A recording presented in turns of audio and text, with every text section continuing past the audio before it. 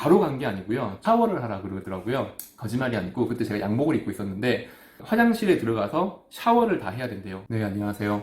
예전 영상 중에서 기획부동산 관련된 기획부동산에서 어떤 일을 하고 어떻게 당할 수가 있는지 영상을 올렸다가 제일 마지막에 제가 그런 궁금한 일이 있으면 가능하면 제가 직접 한번 해보고 가보고 하는 그런 버릇이 있는데 도를 아십니까도 예전에 제가 한번 가봤던 경험을 올리겠다고 마지막에 이야기를 남겼습니다.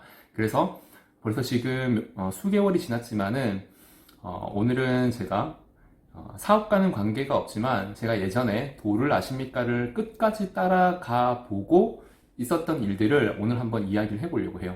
사실은 그걸 제가 따라가게 된 이유는 길거리에서 보통 도를 아십니까를 하는 그분을 따라간 건 아니고요. 예전에 제가 다녔던 회사에 선배 한 분이 그걸 하시는 거예요. 그래서 저에게 몇 번이고 권해서 처음에 권할 때는 어떤 의도인지를 제가 알 수가 없었고요. 여러 번 권하고 설명을 들을 때, 아, 이분이 그 일을 하고 있구나. 근데 제가 개인적으로 굉장히 좋아하는 형님이었고, 또 개인적으로는 굉장히 친분이 있는 분이었기 때문에 그분의 어떤 악의적인 부분은 없을 거라고 생각을 하고 이제 따라가게 된 거였어요. 이야기를 하기에 앞서서 결론을 먼저 좀 이야기를 하자면 저를 데리고 갔던 그 형님은 분명 자기의 이익을 위해서 저를 데리고 간 건 아니었어요. 그리고 순수하게 저를 위해서, 그러니까 어떤 종교를 믿고 있는데 정말 마음의 평안이라든지 그걸 위해서 이제 타인에게 권하는 의도라고 저는 생각을 했어요. 물론 결론도 그렇게 생각을 했고요. 하지만 저에게는 크게 필요하지 않은 종교 활동이라고 할까요? 그랬던 적이 있었는데요. 우선 이제 그때 갔던 이야기들을 제가 생생하게 어떤 일들이 있었는지를 이야기를 좀 하려고 합니다. 제가 그 도를 아십니까에 이제 따라갔을 때는 목적지는 어떤 종교 건물, 뭐 교회 같은 건물이나 성당 같은 건물이나 절 같은 그런 건물은 아니었어요.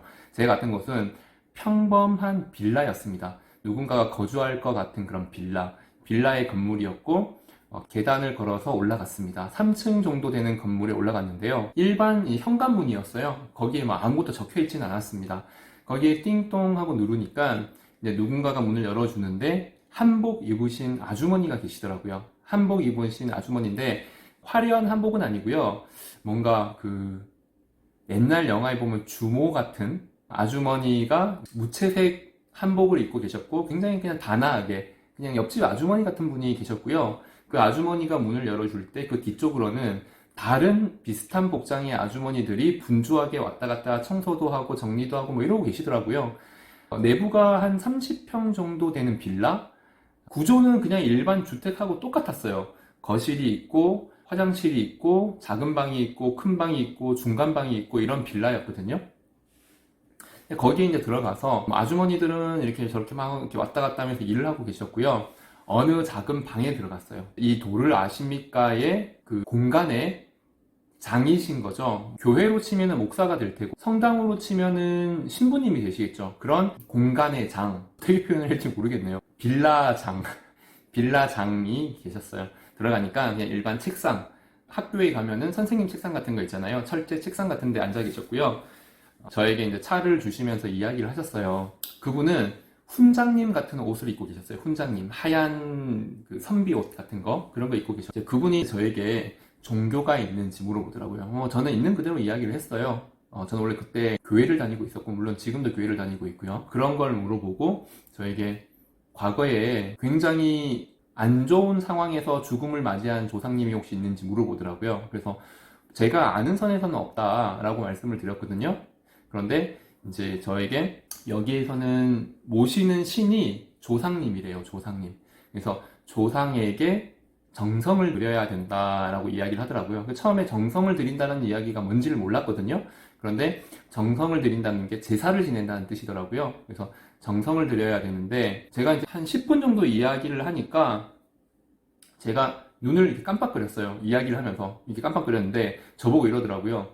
눈이 건조하냐 물어보더라고요. 그래서 얘 뭐 조금 건조한 것 같네요 라고 이야기를 했더니 그분께서 지금 눈이 건조한 이유는 지금 눈앞에 신이 계시기 때문에, 그러니까 조상님이 계시기 때문에 그렇다, 그런 어떤 현상이다 라고 이야기를 하더라고요.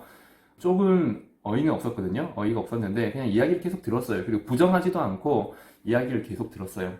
그리고 한참 저희 조상님에 대해서 이야기를 하시더라고요. 모든 사물과 모든 생명은 안 보이는 실로 연결이 되어 있다라는 그런 이야기를 하시더라고요. 그래서 뭐 그냥 그런가 보다 그렇게 얘기를 하고 이제 저에게 조상의 정성을 얼마 정도 드릴 수 있냐고 물어보더라고요. 제가 거기에 가기 전에 이미 비용을 이야기를 했어요. 저를 데려왔던 그 형님이 정성을 들이려면 비용이 필요한데 그 비용을 얼마 정도 드리겠냐고 물어보더니 제가 가능한 금액은 이제 그 형님의 어떤 뭐 입장도 있을 것 같고 그렇다고 뭐 큰 비용은 안 될 것 같고 5만 원 드리겠다 그랬거든요. 5만 원 드리겠다고 얘기를 했는데 그 5만 원에 대한 정성을 준비를 한다고 하시더라고요. 그래서 선생님 방에서 나와서 이제 큰 방으로 옮겼어요. 큰 방으로 이제 옮기는데 바로 간 게 아니고요. 샤워를 하라 그러더라고요. 거짓말이 아니고 그때 제가 양복을 입고 있었는데 화장실에 들어가서 샤워를 다 해야 된대요. 그러니까 조상님께 정성을 드리기 전에는 목욕 재개를 해야 된대요. 그래서 또 그런가 보다 샤워를 또 신나게 했어요. 샤워를 신나게 하고 아무 옷도 입지 말고 저한테 이것만 입으라고 주셨는데 그게 뭐였냐면 한복이었어요. 한복. 옛날 그 선비 한복 같은 거 있잖아요. 그걸 이제 저한테 주셨는데 그것만 입고 팬티도 입으면 안 된다 그래서 그거를 입고 나왔어요. 나와서 이제 큰 방으로 옮겼더니 어마어마하게 큰 제사상이 차려져 있는 거예요. 이미 닭백숙도 있고 뭐 편육도 있고 과일도 엄청 많고 그래서 처음에는 나는 5만 원밖에 안 냈는데 이렇게 많은 걸 준비를 해줬다고 조금 놀랐거든요.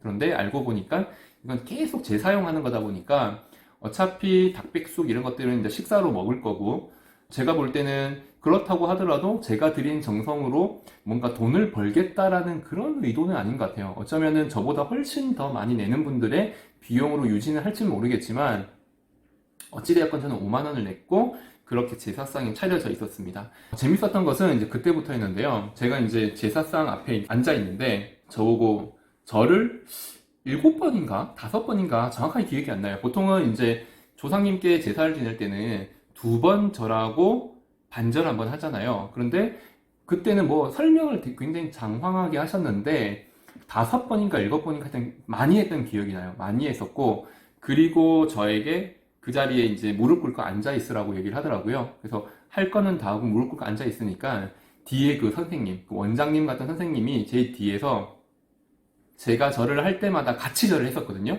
그리고 양 옆에 아주머니 2분도 계셨어요. 그냥 총 저 포함해서 4분이 절을 계속 하는 거예요. 그러니까 절을 한 다음에 저는 무릎 꿇고 앉아 있었는데 그 뒤에서 이 3분이 절을 계속 해요. 근데 절을 옆으로 한 발, 한 발 절, 왼쪽으로 한 발, 한 발 절, 뒤로 한 발 갔다가 절, 뭐 동서남북으로 계속 한 발씩 움직이면서 그분들이 절을 한 30번 정도 하시더라고요. 그때 어떤 생각을 했냐면 아휴 힘드시겠다. 나는 5만 원밖에 안 냈는데 돈을 더 드려야 되는 건 아닌가. 어찌되었건 이분들은 저를 위해서 정성을 들이는 거잖아요. 제가 5만 원 드렸는데 그렇게 열심히 한 몇십 분 동안 절을 하시더라고요. 인건비도 안 나오겠다는 생각이 들었는데 어찌되었건 그렇게 절을 했습니다. 처음에 절하기 전에 정종 있잖아요. 정종을 한 대접 붓더라고요. 그것도 또 비용이 적진 않죠.